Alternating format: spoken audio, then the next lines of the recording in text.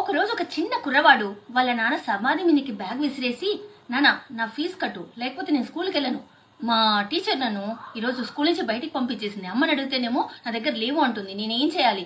మీరు ఫీజు అన్నా తీసుకురా, మీ నాన్నన్నా తీసుకురా అని చెప్తూ ఉంది. నన్ను బయటికి వదిలేసింది టీచరు, మీరు రండి అని గట్టిగా ఏడుస్తూ ఉన్నాడు.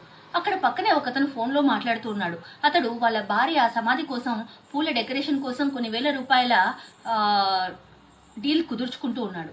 అప్పుడు అతడు ఇదంతా విని ఆ డీల్ని అక్కడ వద్దు అని చెప్పేసి ఆ బాబు దగ్గరికి వచ్చి, మీ నాన్న డబ్బులు ఇచ్చాడు అని కొన్ని డబ్బులు ఇస్తాడు, ఇంకొన్ని డబ్బులు బ్యాగ్లో పెడతాడు. అప్పుడు ఆ అబ్బాయి హ్యాపీగా ఆ ఫీజు కట్టేసి హ్యాపీగా ఉంటాడు. నిజంగా ఇప్పుడు మన సమాజంలో అనవసరమైన ఖర్చులు కొన్ని కోట్లు చేస్తున్నారు. అవి అవసరం ఉన్న వాళ్ళకి కొద్దిగైనా ఇస్తే వాళ్లకు అవి ఎంతో సహాయంగా ఉంటాయి కదా. కొన్ని పెళ్లిళ్ళు కానీ ఏవైనా కూడా ఎన్నో కోట్లు వేస్ట్ చేస్తారు. అలాంటిది దాంట్లో ఒక 10% 10 మందికి సహాయం చేస్తే ఎంత విలువైగా వాళ్ళు వాళ్ళ జీవితాలు మార్చుకోగలుగుతారు చెప్పండి. ఆలోచించండి.